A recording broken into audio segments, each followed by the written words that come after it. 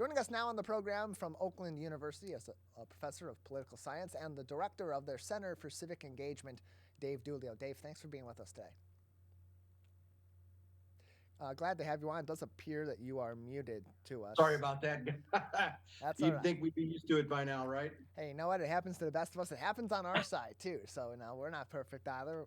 Technical difficulties are just the way of the world in this day and age. But Dave, let's get into the politics where there's been plenty of technical difficulties on their part in the past, but now a lot of really important stuff that's happening, particularly in the legislature in the state of Michigan, especially in the wake of last week Monday's mass shooting at Michigan State University. Calls for action, of course, in the cases of mass shootings and in the aftermath of those is always right away and quite frequent and fervent from the community. How so far has that affected our legislature? What sort of action has been taken in the weeks since the shooting at Michigan State? Yeah, I think the biggest development is the introduction of some legislation, or maybe it's even a reintroduction of some legislation to close some loopholes on background checks, or proponents of the legislation would say that they're closing loopholes in the background check process by requiring it for shotguns and rifles in certain circumstances where it isn't now. I think this is the first of several attempts to tighten gun laws here in Michigan, and with Democrats in charge of all the levers of government, you would think the chances of them passing and being adopted is pretty high. Although I think there are some Democrats in rural areas that are going to face a bit more opposition than others. So it's not a slam dunk, especially given that the Democratic Party only has a one-seat majority in both chambers. So it's not a done deal, but I think the odds are strong. And it's going to be a big issue here in the state of Michigan, of course, because this is two mass shootings at different schools in Michigan. A high school at Oxford just a little bit under 15 months ago, and now Michigan State a little bit over a week ago at this time. And so we're in the year of 2023, 2024, right around the corner. This is going to be a hot button issue here in the state of Michigan, especially as the Democrats that are in leadership in Lansing are taking action on it, or attempting to take action on that. How much of an impact is this issue going to have in Michigan between now and the 2024 election, or at least as it stands at this time? How much of an impact may it have on how people run for office, and certainly those results in 2024? Sure. I think that the potential impact is on a couple different fronts, and the whatever happens in terms of the votes that are coming on changing the law in Michigan, I think you will see some of those votes become issues in state house races when those campaigns start to really get going next year. If there are measures adopted to, say, tighten gun laws in Michigan, I think what that does is take the issue somewhat off the table. I think you can make a comparison to the abortion issue right now, that abortion has been codified as a constitutional right in Michigan based on the ballot proposition last year. That issue is no longer one that's going to be hotly debated, at least as hotly debated as it was previously. And I think, if gun laws are tightened, you'll see similar dynamics at work there.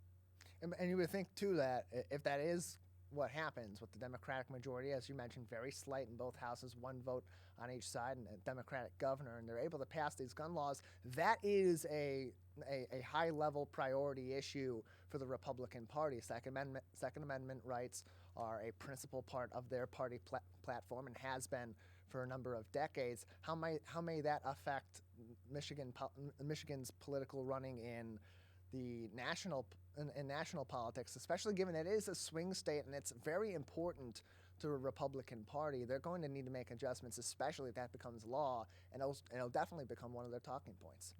Yeah, I think it very well might. The what Republicans need to do to win statewide anymore in Michigan is claw back some of the independent voters, the persuadable voters that are willing to listen to Republican messages and willing to support Republican candidates in the right circumstances. And many of those voters are in places like Oakland County and I would say Kent County as well, right? Those are two really important places to watch moving forward. But what they have to do is talk to those voters in ways that are going to bring them back to the Republican Party. And I think it's going to have to be a really nuanced message on Second Amendment rights if they're going to do that. And all of this leads back to leadership in the Republican Party, not just at the national level, but also in the state of Michigan, which brings us to this week when Kristina Karamo defeated Matt DePerno to become the new chairperson of the Michigan Republican Party. What sort of an impact may Karamo's leadership have on Michigan's GOP, especially given that she defeated somebody that was endorsed by former President Donald Trump, that being Matt DePerno? Yeah, it's really something, right? I mean, so Trump endorses DePerno prior to the convention, and then when his candidate loses, he praises Kristina Karamo for her stances on election integrity and election denial from 2020, right? So Trump, he's trying to have it both ways, right? He wanted DePerno, but now he's full-throated support of Kristina Karamo. I think one of the biggest issues that the Republican Party faced in 2022 here in Michigan was a lack of financial resources. And they just didn't have the funds to compete with Gretchen Whitmer, her campaign, and Democratic allies, as well as the Democratic Party. And I think that based on the reaction that a number of sort of traditional Republicans, conservative voices in Michigan, based on what they've been saying in the last week or so, I think they're going to have trouble, maybe even more trouble, raising money to be competitive in 2024. I mean, you don't take my word for it. Look at the comments by Nolan Finley in an editorial earlier this week, right, about how the Republican Party is dead in Michigan, and there have been others that have made similar statements. And granted, they're not from the Karamo or DePerno wing of the party, but they've got important cases to make. I'm joined by Dave Dulio on today's edition of the Megacast, professor of political science at Oakland University, where he's also the director of the Center for Civic Engagement. You can keep engaged with the CCE on their website, oakland.edu/CCE, for more information. On a national political side, in recent weeks, a lot of controversy with some of our political adversaries across the ocean in China, with the Chinese spy balloon and with other various aircraft and other objects that have been shot down across the U.S. And, of course, with Vladimir Putin and Russia, with this being the one-year anniversary this week of the invasion of Ukraine, as well as President Biden's surprise visit to Kyiv earlier this week. Let's begin with China and the spy balloon and the aftermath of that. How is that affecting relations that were already kind of rocky between the U.S. and the Chinese Communist Party? Certainly not helping. I think that the reaction to the spy balloon probably has changed behavior more within the U.S. than outside, and I say that because the president received a good bit of criticism for allowing this balloon to traverse the United States, right, from the West Coast all the way to the East Coast by the time it's shot down. And I think that we would be fooling ourselves if we didn't say that the other objects, I think we can call them, that were shot down, including one over Lake Huron, in the wake of that were anything but a reaction to the fact that there was heavy criticism of letting some foreign object, unidentified object, the balloon was identified as Chinese, right? But they shoot down these other things, and it doesn't look like we're ever going to know what they were, because at least the one over Lake Huron is now at the bottom of the lake. So we'll see. But I think that folks in Michigan, I think, are curious as to what that was, and I'm not sure we'll ever know. And in terms of our relations with Russia, this is, of course, the 1-year anniversary this week of the Russian invasion of Ukraine. President Joe Biden made a surprise visit earlier on in the week to Kyiv to visit the Ukrainian President Volodymyr Zelensky in their capital. And this is something that the reports have shown that the U.S. did inform Russia beforehand, the Russian government, not necessarily directly Vladimir Putin, but someone in the higher ranks of the government, that President Biden was going to make this trip in the hours before he did arrive. But then Vladimir Putin making a speech also just after that really laid into the U.S. and the Western countries of the world for the continued support of Ukraine, and including President Biden's visit. Yeah, I think there's one way to describe Biden's visit, and that's gutsy. The fact that it's clear that the airspace was not guaranteed to be safe, either by the Ukrainians or anybody else. So I think that he deserves a great deal of credit for taking that on. I think that it is a tough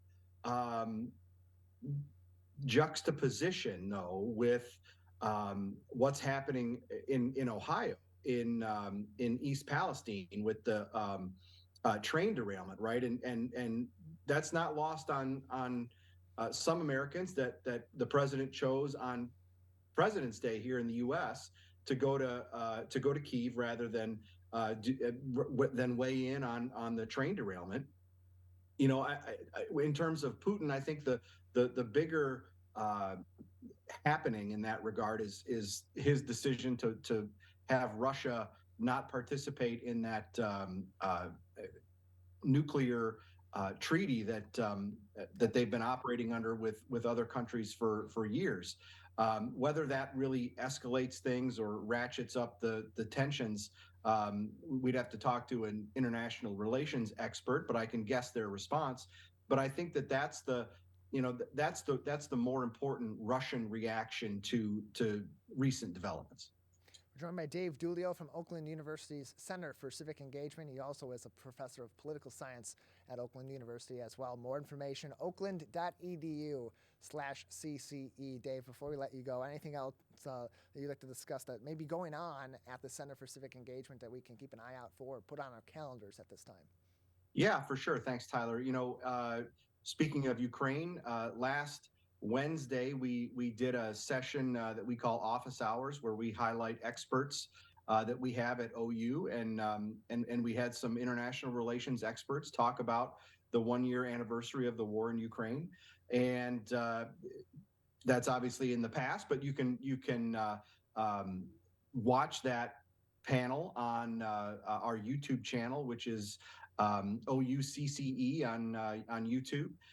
Next Thursday, we are going to have another office hours session, this time on the rise of anti-Semitism across the country, and in particular on college campuses. And this one's going to be a great session, a special session, because the Oakland University president, Ora Hirsch-Peskovitz, is going to participate, given her expertise at the presidential level. She'll be able to talk about what other institutions are experiencing across the country, and maybe what their responses to those instances are. And we're also going to have a historian on the panel, Derek Hastings, who's an expert in anti-Semitism. That'll be from noon to 1, and you can get more information at our website. Again, their website, oakland.edu/CCE, and you can find them on YouTube to search Oakland University Center for Civic Engagement. Dave, thanks as always for being with us. Thanks for having me, Tyler.